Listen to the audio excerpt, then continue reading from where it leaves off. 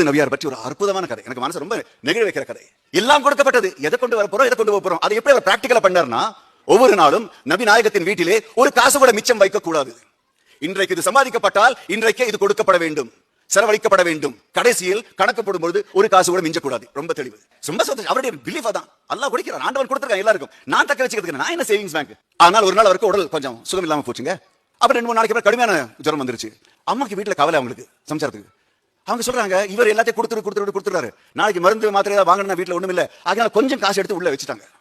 அன்னைக்கு ராத்திரி நபிநாயகத்திற்கு தூக்கமே வரவில்லை. இதெல்லாம் தான் பெரிய ஆத்மான்னு சொல்றது. விஷயங்களை பார்க்கனாலும் உணர்ந்து கொண்டு உடல் செயல்படும் அந்த விதம், சென்சிட்டிவிட்டி.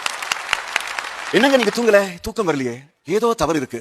என்னங்க தவறு, உடம்பு சரியில்லாதான். இல்லமா, என் முகத்தை பார்த்து ஒரு பதில் சொல்லு. காசை சேமிச்சு வச்சிருக்கீங்க, தவறு செய்து விட்டாய்.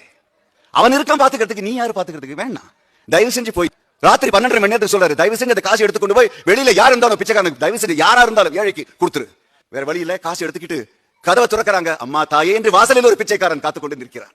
அசந்துட்டாங்க, புல்லடிச்சு போச்சு, கண்ணுல எல்லாம் ஜலம். விவரம் நான் புரிஞ்சுக்கலைன்னு காசு கொடுத்தோன்னே, அம்மா தாயே, இந்த வீட்டுக்காரங்க நல்லா வாழணும், மகாசனா வாழணும் சொல்லிட்டு போனாங்க.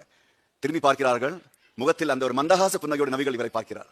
பெறுவதற்கு என்று ஒருவன் காத்திருந்தால் கொடுப்பதற்கு அவன் எப்பொழுதுமே தயாராக இருப்பான், நீ கவலைப்படாத.